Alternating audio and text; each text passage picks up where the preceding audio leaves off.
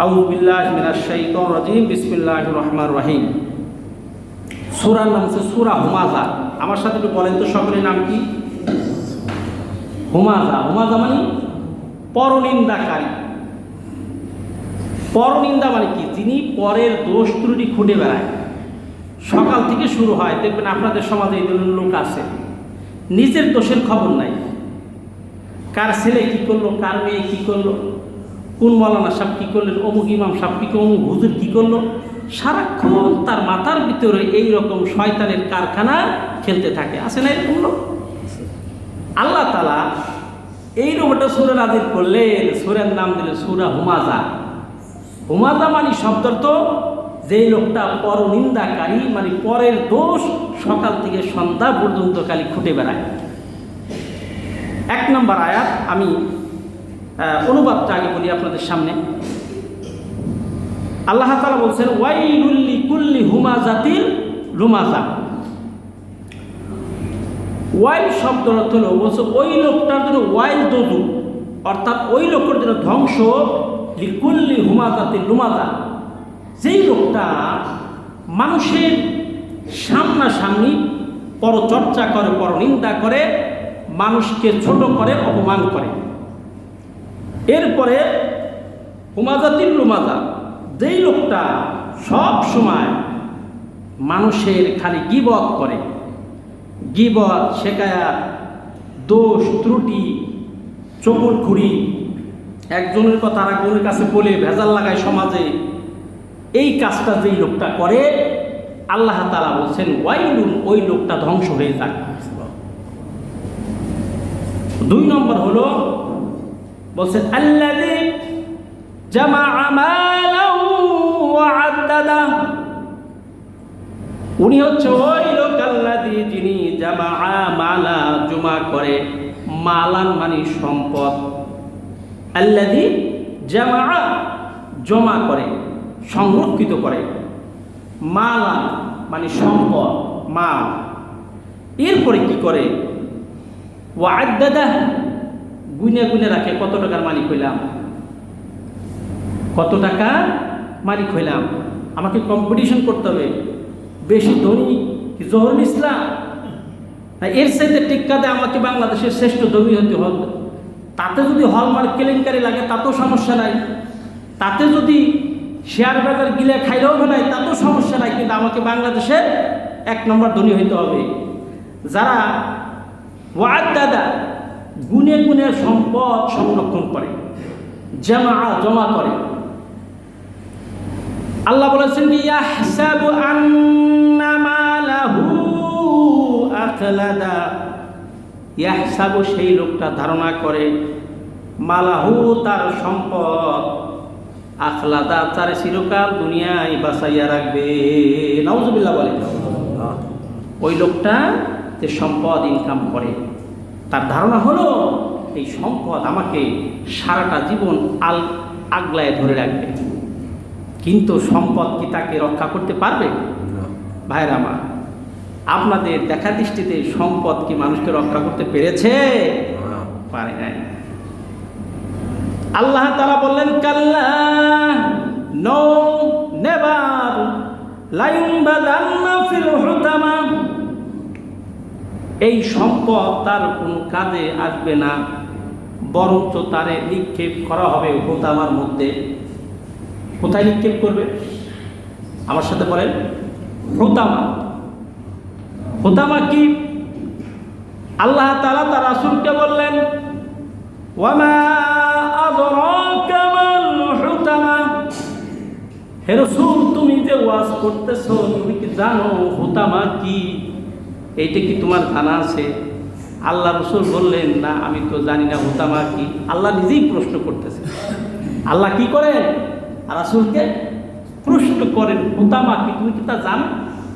আসলে কি রাসূল জানে? রাসূল বলছে না, আমি তো জানি না, আল্লাহ তুমি আমার জানাই দাও। আল্লাহ তাআলা নিজে ওয়াজ করতেছেন, হে রাসূল, তুমি তোমার উম্মতকে শোনাই দাও হুতামা কি জিনিস। নাল্লাহিল মুক্তাদা।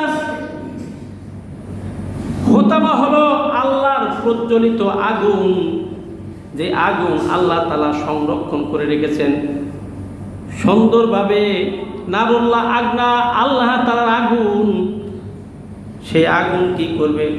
আল্লাতী তাত্তালিউ আলাল আফইদা, আগুন যখন জ্বলবে ওই আগুনের ভিতরকে যখন মানুষকে ফেলাই দেওয়া হইবে, ওই আগুন পা থেকে আগুন ধারা শুরু করবে, পড়তে পড়তে মানুষের কলিজা পর্যন্ত পৌঁছাইয়া যাবে। আগুন লাগবে কোথার থেকে? পায়, পায় পড়তে পড়তে কলিজা পর্যন্ত পৌঁছাইয়া যাবে। আল্লাহু আকবার। তাত্তালিউ আলাল আফইদা, এই আগুন পড়তে পড়তে কলিজা পর্যন্ত পৌঁছাই গেছে, যাবে। কেন কলিজায় ধরবে? কেন? অনেক কিছু আছে, হাত পা কাইটে গেলে মানুষ পুঙ্গত্ব বরণ করার পরও বেঁচে থাকে, কিন্তু এই কলিজার ভিতর যখন আঘাত লাগে সে কি বাঁচে? জোরে বলেন, বাঁচে নাকি? না। আমরা যখন, আমি তো সায়েন্সের স্টুডেন্ট ছিলাম, আমরা ল্যাবরেটরিতে ব্যাঙ নিয়ে পরীক্ষা করছি। ব্যাঙ, মানুষ কেমন অপারেশন করে, তো এই ব্যাঙ এরকম একটা ট্রে আছে, ট্রেনের মতো, যখন ওই ব্যাঙের হাত পাগুলি সুই ফুটিয়ে পিন দিয়ে আটকে দিতাম, ভিতর থেকে ডিম্বাণু হয়, ভিতর থেকে বিভিন্ন অর্গান কেটে ফেলে দিয়েছি, ব্যাঙ কিন্তু মারা যায় না। তো যখন আমরা পরীক্ষা করতাম, স্যার বলতো খবরদার, ব্যাঙের যেই জায়গায় হৃৎপিণ্ড রয়েছে, যেখানে হাড় রয়েছে, ওইখানে যদি সামান্যতম খোঁচা লাগে ব্যাঙ কিন্তু বাঁচবে না। আর ব্যাঙ যদি না বাঁচে তুমি পরীক্ষায় ফেল, তুমি পরীক্ষায় কি ভাইবা পড়ে তুমি ফেল, তুমি সায়েন্সের ওভারকাম করতে পারলে না। এই ব্যাঙকে বাঁচাতে হবে কেমনে? এরকম সুই দিয়ে আটকিয়ে তার ভিতরে ডিম্বাণু হয়, তার ভিতরে বিভিন্ন অর্গানগুলি ফেলে দিয়ে আবার সেলাই করে দাও, ব্যাঙ লাফায় চলে যাবে। কিন্তু যদি ব্যাঙের যে হাড়, যেখানে হৃৎপিণ্ড রয়েছে, ওইখানে যদি তোমার কোনো রকমভাবে আঘাত লাগে, ব্যাঙ আর জীবিত থাকবে না। ঠিক মানুষের অবস্থাটা তাই। আপনার হাত অ্যাক্সিডেন্টের পরে যদি হাত কেটে যায়, পা কেটে যায়, তারপরে মানুষ কিন্তু কি থাকে? বেঁচে থাকে, যদি আল্লাহ তাআলা হায়াত রাখে। কিন্তু কোনো রকমভাবে যদি তার হৃৎপিণ্ডে, হাড়ে আঘাত লাগে, ওই মানুষ কি বাঁচে? এই জন্য আল্লাহ তাআলা বললেন কি? আল্লাতী তাত্তালিউ আলাল আফইদা, এই অগ্নি এইটা মানুষের অন্তর পর্যন্ত পৌঁছায়া যাবে। ইন্নাহা আলাইহিম মুসাদা, এরপরে যখন মানুষকে জাহান্নামের ভিতরে, হোতামার ভিতরে ঢুকাই দিবে, তখন তার উপর দিয়ে আটকে দেওয়া হবে। আমার ভাইরা, আমি একটা উদাহরণ দিয়ে বুঝাই, তাহলে বুঝবেন। ইটের ভাটা আছে না, দেখছেন কেউ কেউ ইটের ভাটা দেখেন নাই? ইট ভিতরে দেওয়ার পরে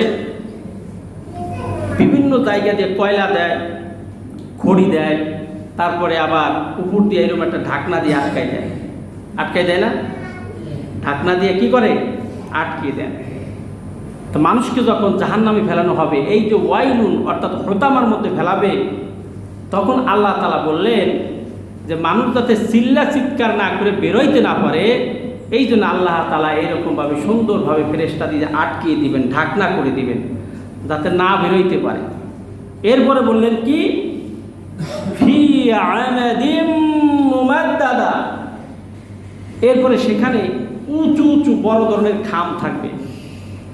পালাই যাবা, আইনা মাফা, কোথায় পালাবা? হাতগুলো পিছনে দিয়ে দড়ি দিয়ে বাঁধবে, বাইন্দে ফেরেশতারা শেকল লাগাইয়া ওইরকম বড় বড় খামের সাথে বাইতে রাখবে। দেখেন না, যখন আর্মিরা কোনো আসামিরে ধরে প্রথমে হাত বাইন্দে রাখে, মানে হাত হলো তার সবচেয়ে শক্তিশালী। হাত যদি খোলা থাকে যেদিকে দৌড় দিতে পারে, আর হাত আটকানো তাহলে দৌড় দিতে পারে, পা আটকায় দেয়, হাত আটকায় দেয়, আর দৌড়ে যাবে কোথায়? ঠিক আল্লাহর ফেরেশতারা মানুষকে কি করবেন? এরকম পিছনে হাত নিয়ে খামের সাথে বাইন্ধে রাখবে শেকল দিয়া, এরপরে আগুন জ্বলতে থাকবে। এরপরে ফেরেশতারা বলবে, কোথায় পালাবা? আইনা মাফা, যাবা কোথায়? আল্লাহর এই রাজত্ব ছেড়ে তুমি কোথাও যেতে পারবে না, যাইতে পারবে না। উপরে ঢাকনা দিয়ে আটকানো, উঁচু উঁচু খাম, তার সাথে তোমাকে বাধা হয়েছে, অতএব তোমার যাওয়ার ক্ষমতা নাই। আমার প্রিয় ভাইরা, আমি আপনাদের সামনে এই হুমাজা সূরার অনুবাদ করলাম। এই সূরাটা হচ্ছে কুরআনে কারীমের ভাষা অনুযায়ী এই সূরাটা মাক্কি সূরা, অর্থাৎ এই সূরাটা মক্কায় অবতীর্ণ হয়েছে এবং 104 নম্বর সূরা, এটা আয়াত সংখ্যা 5। এবং এই সূরাটা আমি আপনাদের সামনে তেলাওয়াত করলাম। এই সূরার ভিতরে 33টা অক্ষর আছে, শব্দ আছে 33টা, যেটাকে কালিমা বলা হয়। আর এই সূরা পড়ার সময় গুনে গুনে দেখবেন এই সূরার ভিতরে মানে অক্ষর বা হরফ এইটা আছে 133টা। তা আমি যখন তেলাওয়াত করছি মনে মনে যারা আমার সাথে পড়ছেন বা আপনারা পড়েন নাই শুনেছেন, 33 গুণ 10 কত হলো? 133 গুণ 10 কত হয়? 1330। আমরা যারা মসজিদে উপস্থিত আছি, আল্লাহ তাআলা আমাদের সকলের আমলনামায় এই 1330টা সব নেকি আল্লাহ তাআলা আমাদের আমলনামায় দান করে দিয়েছেন। সুবহানাল্লাহ। কি আপনারা খুশি না বেজার? আলহামদুলিল্লাহ বলবেন না? যারা আমার এই কথা মনোযোগ দিয়ে শুনছেন, পড়েন নাই ঠিক আছে, যে আমি হুমাজা তেলাওয়াত করেছি, আমার কথা যারা শুনেছেন মনোযোগ দিয়া, তারা কিন্তু 1330 নেকির সবের আমলদারি হয়ে গেছেন। আল্লাহু আকবার। ওরে ভাই, কিয়ামতের ময়দানে এই দুনিয়ার জগতেই কিয়ামতরে তালাশ করবেন, খুঁজবেন। মানুষ যখন বিপদে পড়ে, যত ক্ষমতার মালিক হোক, তার ধারে কাছে কেউ চাবে না, আর ক্ষমতায় কোনো কাম হয় না। কিন্তু আখিরাতে ময়দানে মহাশারে আমি যখন বিপদে পড়ে যাব, কে আমাদেরকে হেল্প করবে, কে আমাদের উপকার করবে, কে আমাদেরকে নেকি দিবে? সেই দিন কিন্তু এই আজকে যারা নামাজ পড়তে আসছেন, এমনটাও হতে পারে আল্লাহ তাআলা আজকের নামাজ কবুল করেছেন। এমনটাও হতে পারে আল্লাহ তাআলা আপনার আমার এই 1330 সবের কারণে, নেকির কারণে আপনার আমার জীবনের সকল গুনাহ মাফ করে দিতে পারেন। পারেন না? কি ভাইরা, কথা বুঝতে পারছেন? আল্লাহ তাআলা মাফ করতে পারেন না? পারেন। এই জন্য আমরা সূরা হুমাজাটা তেলাওয়াত করলাম। আর একটা হলো, আমরা একটা ঘোষণা আপনাদেরকে দিচ্ছি, এটা আমার খতিব হিসেবে